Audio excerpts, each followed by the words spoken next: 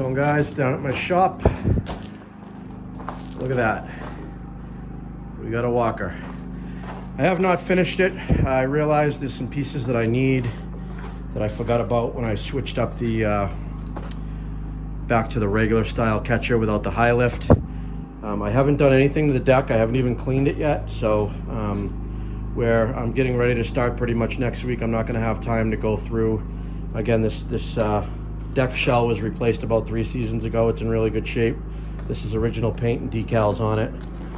You know, it could use some touch up. Obviously, it's not up to now the standard of the rest of the machine, but I'm not worried about it. Once that gets a little dirty, it's going to look fine. I am going to wash it just to kind of get a final picture of it, you know, since I redid the rest of the machine. But we're up, running, and driving. I'll actually demonstrate that.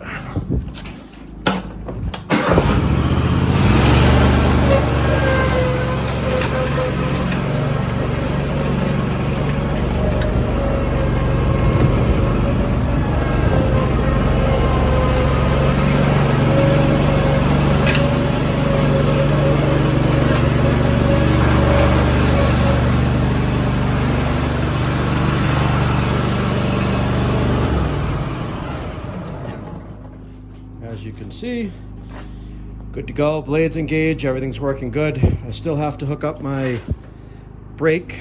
I lost a couple of the little connectors. I got all the new cables and everything, and I'll show you in a second. And what I didn't realize is when I switched over from this bagger, you have to remove all the metal brackets, and then there's like a yellow surround that connects to the bottom of this bagger, kind of like a grill. And I don't have that anymore. As a matter of fact, set this up so it won't go too far here. That's about it. Okay. As a matter of fact, I don't think I ever had it for this particular catcher. I think this catcher came with the whole high dump set. So there is some bolts that are supposed to go through here that connect this rack setup. I don't know. I might end up looking for a complete used catcher because this catcher isn't in the best of shape anyway. So that's on hold. I don't know what I'm doing for now. It is usable as it is, but I wouldn't want to run it just for the simple fact that I know there's no metal shield here to protect this plastic. So the heat off the motor would probably melt that. So, but I've got the seat on. I've got all the controls, everything working, hooked up. We've got this new style. I call this new. It's been out for many, many years, but on the older style walker that this is, the latch was on this side right here to open the seat unit here. So I'm gonna go ahead and open that up, and I'll show you the inside. Get everything all hooked up in here, nice. Like I said, all I'm missing is there's little U-clamps that connect the end of this cable into the brake mechanism here that I stuck somewhere, and I don't know where I put them, so I gotta find them on both of them because I got the new cables connected. But yeah, everything else is hooked up. Got the new chute. Everything's looking great. So I got to do some investigating and decide what I'm going to do. I got the air cleaner, as you can see, all connected up nice. And you can see right where this goes across the tank is where it was kind of still brown that I couldn't get off. So tank looks very good, I think, for 20-something years old. And everything else is in good shape here. So I have this, there's a shield that goes right here. That I got coming on order. It was like $20. I was going to redo my old one, but for 20 bucks, there was no sense in repainting it and all that stuff. So I'm just going to go ahead and I already ordered it, so that's coming in. And then after I put that on and the 2 clasps, everything under for the working part of it is done. Just the bagger that I got to work on. So this is probably going to be the final video on the walker, even though I still have some more work to do to it. I mean, it's nothing to really look at, you know. Like I said, there's that metal plate here, and then there's like a yellow surround piece that goes here that bolts onto it. I'm sure you'll see this in all my future videos on anything to do with lawn mowing, so you can get a good look at it then. Maybe after I wash the deck, I'll do a quick video too. But main reason I wanted to run a video here before it gets dark is, I mentioned before, here's all my implements. The forks, got them all in one place finally. Got the forks here. Brush mower I just picked up from Skid Pro. And we got the stump grapple bucket and my snowplow. So this boat had caught on fire right next to my shop. I believe I put something up on video about it, or maybe on Instagram. The guy that was restoring this boat, it caught on fire while he was welding it. Something inside, and it burned for like 2 days. I guess it had the same type of insulation inside that the nightclub fire that happened in Rhode Island had, or something. I don't know. But it just kept burning and burning. There was no way to put it out. And so he has decided to scavenge the product, throw the project out, and this is what he's been doing. He just left here a couple minutes ago. He is now making the boat scrap. So I thought it would be an interesting picture just to see what's left in here of the fire.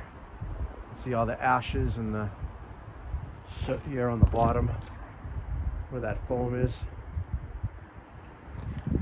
But yeah, I guess he was looking to restore this boat and fix some of the metal. More of a project than I would ever want to get into, but not happening anymore. The old Arctic Wanderer is all done. So yeah, I figured that'd make for an interesting video. How often do you see a boat chopped in half with a torch? It's crazy that it was made of metal, in my opinion, to go out to sea, but I guess with the proper protection you can put anything out in the water. And I think that's about it, right? Any other updates? The trailer, don't know if I've got this box on video yet, but I set up a trailer box, Harbor Freight, the cheapie here. I got the wireless remote for the winch, and there's the box for it, straps, chains and stuff, and the battery in here. Able to mount this battery charger / maintainer, and then there's the winch. I got it, here's the wireless connector that goes on it there to make the wireless work, and I just threw this cover on it I picked up on Amazon. I think it was like 15 bucks or something, just to keep the rain off the winch. And like I said, I can always remove it just by pulling the pin, which is really nice now because the pin is inside the box right here. So I don't even need to put a lock on it, because I could technically just lock this box, and then you can't open that to pull the pin to steal the hitch. Granted, if you have a crowbar, if somebody wants it bad enough, they're going to get it, but it prevents honest people from being dishonest, I guess. So haven't done anything to the flooring on the trailer yet, so that'll probably be a project up and coming. It does work, and actually works really well for as ugly as it is for what it is right now. But like I said, I got that 3 pallets of pavers on there, and been moving the machine around nicely with it. Took the door off on the machine now that we're getting into the warmer weather. Loving that. That thing's been great. Pretty happy. But yeah, that's my update. Got a little chipper in here now.